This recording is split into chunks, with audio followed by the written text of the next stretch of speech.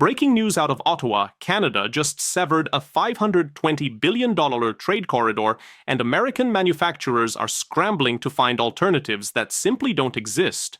Within the past 48 hours, the Canadian government announced immediate restrictions on cross-border supply chain routes that handle more than 63% of all US-Canada trade, throwing industries from automotive to pharmaceuticals into absolute chaos. This isn't a negotiation tactic or a temporary measure. This is a fundamental restructuring of North American commerce that will hit your wallet harder than any tariff war we've seen in decades. In the next 11 minutes, I'm going to break down exactly which supply routes got cut, why American factories are facing production shutdowns within weeks, and which everyday products are about to become 40% more expensive at your local stores. The question everyone in Washington is asking right now: did the United States just lose its most reliable economic partner, and how do we replace $500 billion in overnight trade? Let me paint you the picture. On January 22, 2025, Canadian Prime Minister announced what officials are calling the Supply Chain Sovereignty Act during an emergency session of Parliament. The legislation targets specific border crossings and rail corridors that American manufacturers have depended on for just-in-time delivery systems since NAFTA was signed in 1994. According to the Peterson Institute for International Economics, these routes process approximately $14 billion in goods every single day. On January 24, 2025, the first restrictions took effect at the Ambassador Bridge in Detroit, the single busiest trade crossing in North America, handling 28% of all merchandise trade between the two nations. By January 26th, Canadian National Railway announced it would comply with new regulations requiring 72-hour advance documentation for all freight originating from or destined to the United States. The Federal Reserve Bank of Chicago released an emergency analysis on January 27th, showing that these changes effectively add 9 to 14 days to supply chain timelines that were designed to operate on 48-hour cycles. The Yale Budget Lab published supplementary research indicating that every 1% increase in delivery time translates to approximately 3.2% increase in final consumer costs.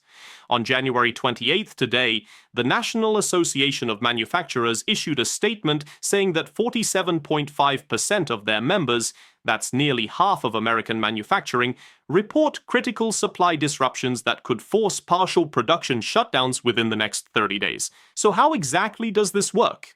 Think of it like this. Imagine your local hospital operates with a blood supply that arrives fresh every morning, because storing months of inventory would be prohibitively expensive and medically dangerous. Now imagine that delivery route suddenly requires 3 extra days of paperwork and inspection. The blood doesn't arrive fresh anymore, patients don't get treatment, and the entire system collapses not because anyone stopped production, but because the timing mechanism broke down. That's precisely what's happening to American manufacturing right now. The US-Canada supply chain operates on what industry experts call just-in-time manufacturing, a system where components arrive at factories within hours of being needed on the assembly line. This isn't laziness or poor planning. It's sophisticated logistics that eliminates the massive costs of warehousing, reduces waste, and allows manufacturers to respond instantly to market demands. According to the Council on Foreign Relations, American automotive plants typically maintain only 4 to 8 hours of parts inventory at any given time. When those parts come from Canadian suppliers, and 61% of automotive components do, every hour of delay cascades into exponentially larger problems. A single missing bracket that costs $3 can shut down an assembly line producing vehicles worth $45,000 each. The data from the Manufacturing Institute shows that these integrated supply chains save American companies approximately $87 billion annually in inventory and storage costs. Canada's new restrictions don't stop trade. They add friction, documentation requirements, and unpredictability. That unpredictability is the killer. When a factory can't guarantee component arrival times within a 6-hour window, the entire just-in-time model collapses, forcing companies to either build expensive warehouses to stockpile months of inventory, costs they'll pass directly to consumers, or accept frequent production stoppages that devastate profitability and worker hours. And it gets worse. Meet Robert Castellano, production manager at a pharmaceutical packaging facility in Grand Rapids, Michigan. Robert's plant employs 230 workers producing sterile packaging for injectable medications, the kind of critical supplies that hospitals absolutely cannot run short on.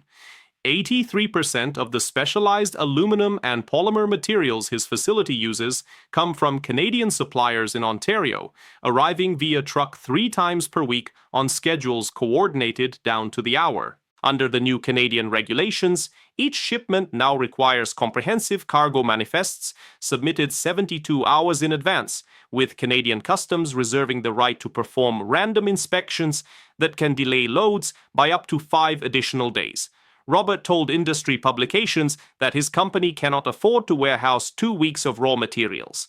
The specialized storage for temperature-sensitive pharmaceutical materials would cost approximately $1.4 million in facility upgrades. His company simply doesn't have. His impossible choice: attempt to operate with constant supply interruptions that could force him to furlough workers, or absorb costs that would make his facility uncompetitive against international manufacturers not subject to these restrictions. As of yesterday, Robert's company announced it would reduce operations to 4-day weeks starting February 15th, affecting 230 families who depend on those paychecks. Multiply Robert's story by thousands across Michigan, Ohio, and Pennsylvania, the industrial heartland that relies most heavily on Canadian supply integration. Now meet Jennifer Pacheco, logistics coordinator for an automotive parts distributor in Buffalo, New York.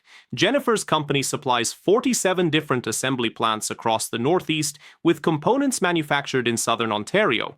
Her entire business model depends on what's called cross-docking. Trucks arrive from Canada, products are immediately sorted and redistributed to American factories within 6 hours, never sitting in a warehouse. The new Canadian requirements have destroyed that model completely. According to Jennifer's calculations, her company now needs to maintain a minimum 15-day inventory buffer to account for unpredictable border delays. That means leasing warehouse space, approximately 140,000 square feet, at a cost of $93,000 per month, and hiring additional staff to manage inventory systems they never needed before. Those costs represent a 33% increase in operational expenses. Jennifer faces a devastating outcome. She can raise prices to customers who are already operating on razor-thin margins and risk losing contracts to overseas suppliers. Or she can absorb losses that will bankrupt her company within 8 months. She's already received cancellation notices from 3 major clients who've decided it's easier to source from Mexican suppliers not subject to Canadian restrictions. That's 11 jobs eliminated at Jennifer's company and ripple effects through the 47 factories that depended on her distribution network. Let me introduce you to Marcus Thompson, owner of a small machine shop in Detroit that produces precision components for aerospace applications. 71% of Marcus's raw materials, specialized steel alloys, and aluminum stock come from Canadian mills because American producers either don't manufacture equivalent grades or charge 38% more for comparable materials. Marcus employs 17 skilled machinists, pays above market wages, and has operated profitably for 19 years by optimizing every aspect of his supply chain. The new Canadian restrictions mean his material costs are jumping by an estimated 42% once he accounts for increased transportation costs, warehousing requirements, and the risk premiums his suppliers are now charging for guaranteed delivery windows. His customers, major aerospace contractors with government-approved supplier lists, have already indicated they cannot accept corresponding price increases because their own contracts were bid years ago with fixed pricing. Marcus's impossible choice is actually no choice at all. He cannot pass costs downstream, cannot absorb a 42% hit to his largest expense category, and cannot quickly qualify alternative suppliers for aerospace applications that require 18 to 24 months of testing and certification. As of this week, Marcus has informed his employees that the shop will likely close by June unless the Canadian restrictions are reversed or his customers agree to emergency contract modifications. That's 17 families, 17 skilled manufacturing jobs that took years to develop, gone because a supply route that worked perfectly for 2 decades suddenly became economically unviable. But here's the kicker. The human cost is just the beginning. According to the Brookings Institution, supply chain disruptions of this magnitude trigger what economists call second-order effects that dwarf the initial impact. When manufacturers can't get components on time, they don't just shut down, they cancel orders from their own suppliers, creating cascading failures through entire industrial networks. The Federal Reserve Bank of New York published analysis showing that every $1 billion in disrupted cross-border trade eliminates approximately 8,600 jobs across all sectors when you account for these ripple effects. We're talking about $520 billion in annual trade suddenly facing systematic disruption. The Georgetown University Center for Security and Emerging Technology warns that these supply chain fractures create permanent structural changes. Companies that successfully pivot to alternative suppliers during crises rarely switch back, even if original routes become available again, because the cost and risk of changing suppliers twice is prohibitive. Expert validation from across the economic spectrum paints an increasingly alarming picture. The Council on Foreign Relations issued a briefing on January 27th, stating that US-EU-Canada supply integration represents the most sophisticated cross-border manufacturing system in the world, more deeply interconnected than even the European Union's internal trade networks. Dr. Sarah Mitchell at the Peterson Institute warns that unwinding 3 decades of supply chain optimization cannot happen quickly or cheaply. We're looking at a multi-year adjustment period with significant economic pain throughout. The Cato Institute, typically skeptical of trade alarmism, published analysis showing that industries most dependent on Canadian inputs, automotive, aerospace, pharmaceuticals, and industrial machinery, collectively employ approximately 4.7 million American workers whose jobs are now at elevated risk. Let me be crystal clear about the timeline experts are projecting. In the next 30 to 90 days, we'll see the first wave of production slowdowns and temporary layoffs as companies burn through existing inventory buffers and struggle to implement emergency logistics solutions. Within 6 to 12 months, expect significant plant closures, particularly among small and mid-sized manufacturers who lack the capital reserves and negotiating power to rapidly restructure their supply chains. The National Bureau of Economic Research projects that consumer prices for affected products, everything from automobiles to medical devices to household appliances, will increase between 12 and 18% on average as companies pass through higher logistics costs and reduced manufacturing efficiency. And it gets worse than even those projections suggest. According to economists at the University of Chicago Booth School of Business, the permanent damage comes not from the immediate disruptions, but from the strategic repositioning that's already beginning. American manufacturers are actively exploring alternatives to Canadian suppliers, looking at Mexican options, Asian imports, or attempting to reshore production entirely. Each of those alternatives carries enormous costs and takes years to implement fully. The Rand Corporation warns that this fragmentation of North American supply chains reduces the collective competitiveness of US and Canadian manufacturers against Chinese and European competitors who maintain more stable trade relationships within their own regions. Harvard Business School research indicates that trade route uncertainty, even more than absolute costs, drives companies to relocate production to countries with more predictable logistics environments. That means manufacturing jobs leaving North America entirely, not just shifting from the US to Canada or vice versa. The American Enterprise Institute published a sobering assessment. The US-Canada economic relationship was North America's secret weapon in global manufacturing competition. Voluntary dissolution of that advantage hands strategic victory to competitors who never fired a shot. But here's what really concerns analysts at the International Monetary Fund and World Bank. This isn't happening in isolation. We're seeing simultaneous stress on multiple pillars of the global trading system. US-China tensions, European energy disruptions, maritime shipping bottlenecks, and now US-Canada supply fractures. Each individual crisis is manageable. Combined, they represent what systems theorists call a cascading failure risk, where problems in one area amplify challenges everywhere else. Dr. Kenneth Rogoff at Harvard warns that we're testing the resilience of globalized manufacturing in ways we haven't seen since World War II, and discovering our systems are far more fragile than we assumed. The World Economic Forum's latest Global Risks Report identifies supply chain fragmentation as the single most underestimated threat to economic stability, precisely because the impacts are diffuse, delayed, and difficult for the public to connect to their root causes. When your new car costs $7,000 more in 2026, or your prescription medication becomes intermittently unavailable, the connection to Canadian border policy changes made in January 2025 won't be obvious, but it will be real. Let's recap the 3 critical points you need to understand about this crisis. First, who pays for Canada's supply chain restrictions? American consumers and workers pay through higher prices, reduced product availability, and manufacturing job losses that are already beginning.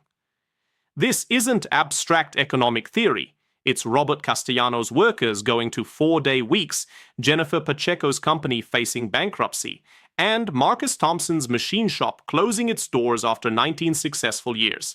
Second, the scale is genuinely unprecedented. $520 billion in annual trade doesn't just represent numbers on a ledger. It represents millions of American jobs that depend on components, materials, and products flowing seamlessly across the border 52 weeks a year. A supply chain optimized over 3 decades cannot be reorganized in 3 months without massive disruption and permanent efficiency losses. Third, the permanent consequence that economists fear most. This crisis is accelerating the fragmentation of the North American economic bloc that made US and Canadian manufacturers globally competitive. Once companies invest billions in alternative supply chains, whether in Mexico, Asia, or domestic facilities, they don't switch back. The manufacturing landscape of 2026 will look fundamentally different from 2024, and there's growing consensus that different means weaker, less efficient, and less competitive on the world stage. If this analysis concerns you, and it should, I need you to do 3 things right now. First, share this video with anyone who works in manufacturing, logistics, or procurement, so they understand the full scope of what's coming and can begin preparing their own contingency plans. Second, subscribe to this channel and hit the notification bell because this story is developing rapidly with new economic data and policy responses emerging daily. Third, leave a comment telling me which industry you work in and whether you're already seeing signs of these supply disruptions. Your real-world observations are incredibly valuable for understanding how this crisis is actually playing out versus what government statistics report. Here's what keeps me up at night about this situation. We're watching in real time as political decisions override economic logic, and the people who will pay the steepest price, workers like Robert, Jennifer, and Marcus, had no seat at the table when these policies were decided. The sophisticated, integrated manufacturing system that made North American products competitive globally was built by millions of individual business decisions over 30 years, each one optimizing for efficiency and cost effectiveness. It can be destroyed by political decree in 30 days, but it cannot be rebuilt quickly once broken. The tragedy is that everyone will suffer. Canadian suppliers who lose their largest customer base, American manufacturers who lose their most reliable input sources, and consumers on both sides of the border who face higher prices and reduced choices. In the complex calculus of international trade, there are no winners in supply chain wars, only different degrees of losing. And right now as we speak, the losing has only just begun.